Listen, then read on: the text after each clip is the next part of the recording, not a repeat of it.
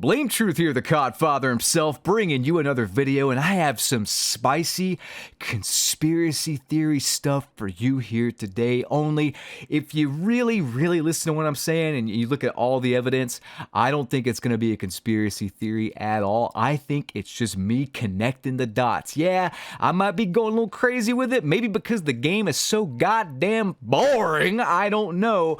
I mean, I do say every single year pretty much, and this is on record, that I enjoy trashing these games more than I do playing them. I played this particular match on Modern Warfare 3 here, and then I got off because I don't care to play it. There's no reason to play it. Why would I? It's really not fun. Like, I'm just over it already, man. I'm sorry. But, yeah, got nothing to do. I think this is more fun, this whole conspiracy theory thing. And I talked to an insider.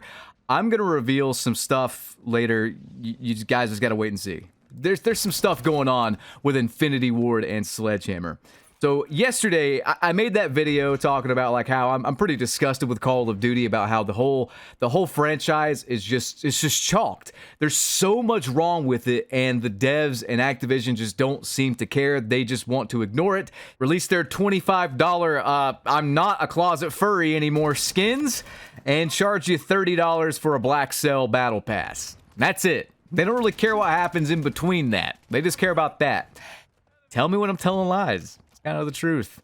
So, with that said, I have to commend Sledgehammer. I really do have to commend Sledgehammer. I think they are trying this year. I really do. I don't think anyone can argue against that.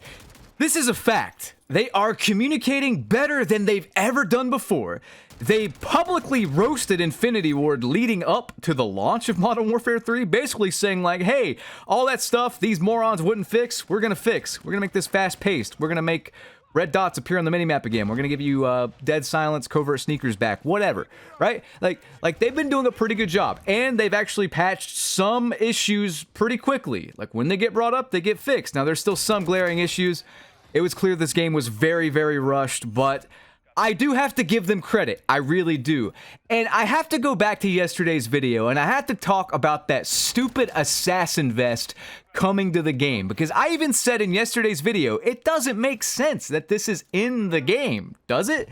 Like, this goes against Sledgehammer's entire design philosophy for this game. Not to mention, we don't really need a vest that does this. Like, we already have the perk, which is the most used perk. Like, it doesn't make sense why this is coming in Season 1. So I sat there and I thought about it. I really thought about it, and I'm like, wait a minute. Started connecting the dots. I'm like, wait a minute. No, this makes perfect sense. Sledgehammer isn't even making this fucking game. They're not. Technically, they're not. Sledgehammer are essentially the modders to Infinity Ward's little engine here. That's it. And if you don't believe me, I covered this in a video a few weeks back called, I think it was called Infinity Ward Sabotage Sledgehammer Games, which I truly believe they did or tried to with this release. But basically, let me just cover this here. Let me break away from the video. This is an old tweet from Charlie Intel. They say, corroborating Bloomberg's report, several sources tell Charlie Intel one of the changes Infinity Ward made to Sledgehammer Games' Call of Duty Modern Warfare 3 multiplayer was removing a Pick-10 loadout system. You know, the thing that worked perfectly that didn't need to be changed? Yeah. The new system is a morphed version of what it once was. And then from that Bloomberg report they were referencing, developers also said they were frustrated at having to run their content by executives from Infinity Ward, the Activision studio that's normally responsible for the Modern Warfare series. Staff on the game said they dealt with inefficiencies, waiting on feedback, and making significant and sometimes unwanted changes based on directives from above. Okay? Now, look at this. Look at this Joseph fucking Pro vest we got here. Yeah, I'm going to call it that. The Joseph Pro vest. Because Joseph Bartholomew Secot, that's his government name. His middle name's not actually Bartholomew, but we're going to run with it. Joseph Secot and his merry band of morons at Infinity Ward, I truly believe, still have their hand in the cookie jar. And they are releasing this into the multiplayer. This vest where you stay off the UAV even while stationary. It's been clear from the get-go that Infinity Ward has the final say with this game. I think every single thing Sledgehammer has done to make this a fast-paced game, Infinity Ward has thought of a way to make it slow, campy, and noob-friendly. Think about it. Why have we not seen any rumors of AI bots before Modern Warfare 3? All these Call of Duty games, why is it just like a thing now? Would it not make sense that Infinity Ward is salty at Sledgehammer Games? Because it's clear Sledgehammer Games is throwing a little bit of shade when they tweeted before this game came out, like, hey, we're gonna fix this slow, campy bullshit, right? Wouldn't it make sense? Infinity Ward's a little salty, and they're going to do everything they can to protect this noob population, because the skill gap is pretty much higher than ever in this game. You know, if you take it like at base value, this game just from its core, it's a pretty skill-intensive COD. Like, it's not the easiest Call of Duty to get kills in, you know?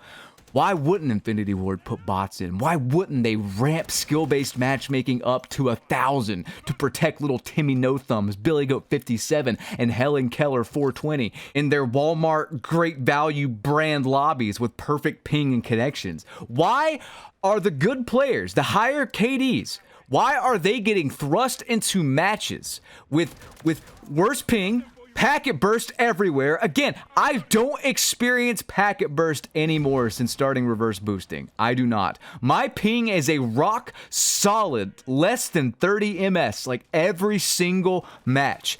Every single match. It's flawless. I know this game can do it. So why is everyone else having issues? Why is everyone else playing the game like normally having issues? Would it not make sense that Infinity Ward is trying to continually sabotage this game? But wait. I'm not done. It does make sense that Infinity Ward would do that, down to the bad UI.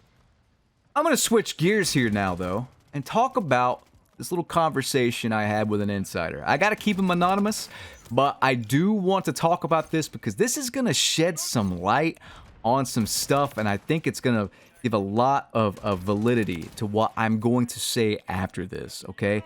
Because I really do think there's some kind of like internal feud going on with Infinity Ward and Sledgehammer. I really do. Now, while reading this, just think about this from Sledgehammer Games' perspective, okay? Check this out. I was asking a buddy of mine, Insider, what the issue was with Call of Duty Vanguard. Like, why was Vanguard so bad back when it released, you know? Check this out. Similar to what happened with this game being Modern Warfare 3, not much creative freedom as for the setting, and they had very limited dev time. The number I've heard most is 8 months. 8 months to get out a Call of Duty title, a full-fledged release with campaign, with zombies, with multiplayer. It's no wonder Vanguard was a stitched-together mess if that's true, and I don't see how this can't be true, because Vanguard to this day is a stitched-together mess. It gets worse, though. Check this out. I've been told that the community has one rumor completely backwards. The whole SHG not knowing how to make a game, so Treyarch had to save us with Cold War story. It's the opposite. Apparently, Treyarch and Raven couldn't finish Cold War on time without Sledgehammer Games' help. And because Sledgehammer Games got pulled off their project to help with Cold War, Vanguard was crunched heavily. But now the whole 2020 debacle and Vanguard have been used to paint Sledgehammer Games as incompetent. I just think they haven't had the time or full creative liberties to make a game that is truly innovative and polished. I'd argue MW3 is in a great place for 16 months of dev time. Now, when you really think about this from Sledgehammer Games' perspective, they cannot be happy. The amount of grief they probably got for Vanguard, I mean, that game, if that's true, and Vanguard was made in 8 months, I mean, I believe it.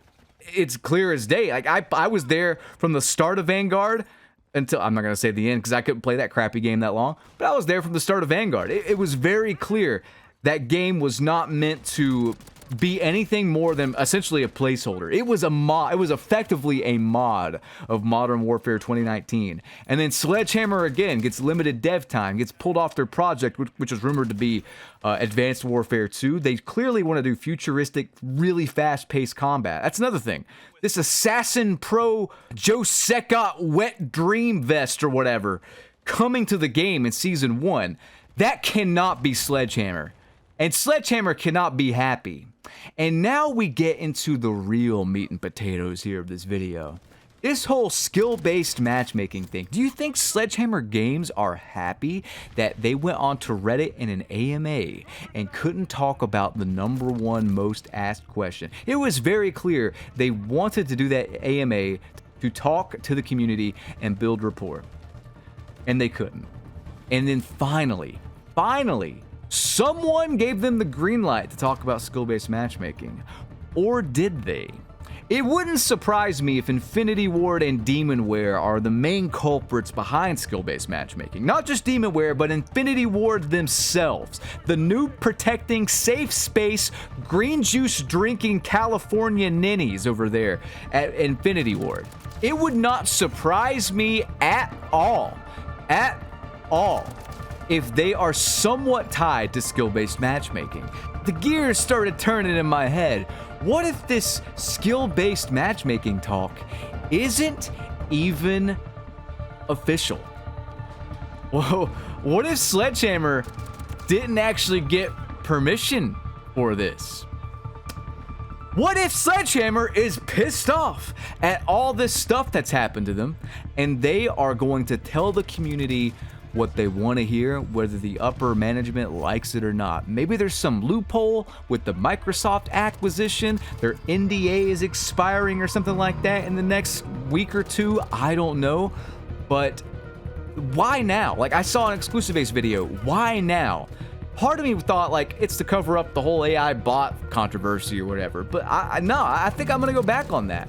I truly think this is a fuck you to Activision, Infinity Ward, and maybe some other dev teams from Sledgehammer Games. That's what I'm thinking. Does all this make sense? I don't think this is a crazy conspiracy theory. I really don't. I think this is true. We have verified information proclaiming that Infinity Ward had basically sabotaged the initial development of Sledgehammer Games Modern Warfare 3 with their stupid, campy, moronic ideas. And now, I think Infinity Ward is trying to sabotage their game even more. I think Sledgehammer has had enough, and I think this skill-based matchmaking or just matchmaking discussion announcement will not be what we think it is. I think they will rip the lid off of this, and I think they will expose most likely exactly what's going on. Ex-Sledgehammer devs had to work nights. They had to like sleep in the office and stuff to get this game out. And I truly think they have had enough. I don't think this is a conspiracy theory. I think this is what's going to happen. And I don't know, man. I've never played a game that feels this odd. Modern Warfare 3 just feels off. It's like they have the best intentions, but they can't quite get it done. And I think this is the reason. And guys, I hope you enjoyed this video. I will catch you on the next one. Have a good one. Peace out.